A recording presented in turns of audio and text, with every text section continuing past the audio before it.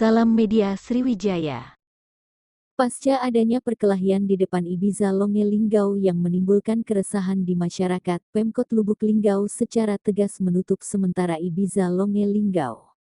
Tim gabungan pemerintah Kota Lubuk Linggau dipimpin Wali Kota Lubuk Linggau, HSN Prana Putra Sohe melalui asisten I. Kahlan Bahar bersama Kepala Dinas Perizinan, Hendra Gunawan Kepala Satpol PP, Wal Yusman, perwakilan Disperindaksar melakukan kajian dan pemeriksaan di Ibiza Longe Linggau yang berada di Kompleks Hotel Dafam. Dari hasil kajian dan pemeriksaan tim gabungan Pemkot Lubuk Linggau memutuskan untuk menutup sementara operasional Ibiza.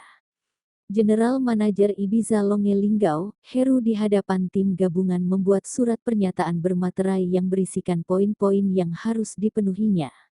Adapun isi pernyataan tersebut yaitu pertama akan menyediakan keamanan dari dalam dan dari luar agar perusahaan lebih aman.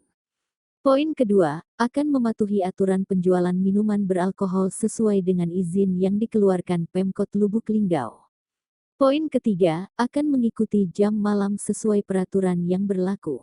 Poin keempat, akan membuka kembali usaha bila mana telah mendapatkan, diterbitkan rekomendasi dari Polres Lubuk Linggau terkait keamanan. Asisten Isetda Lubuk Linggau, Kahlan Bahar menyatakan pernyataan tersebut harus dijalankan pihak Ibiza Longe, bila tidak dilaksanakan maka akan ada tindakan lain dari Pemkot Lubuk Linggau.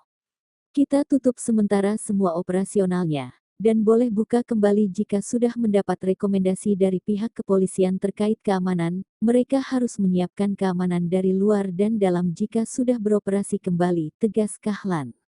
Selain itu, lanjut Kahlan, jika nantinya terjadi lagi pelanggaran atas pernyataan yang sudah dibuat, maka Pemkot Lubuk Linggau akan menutup permanen usaha tersebut.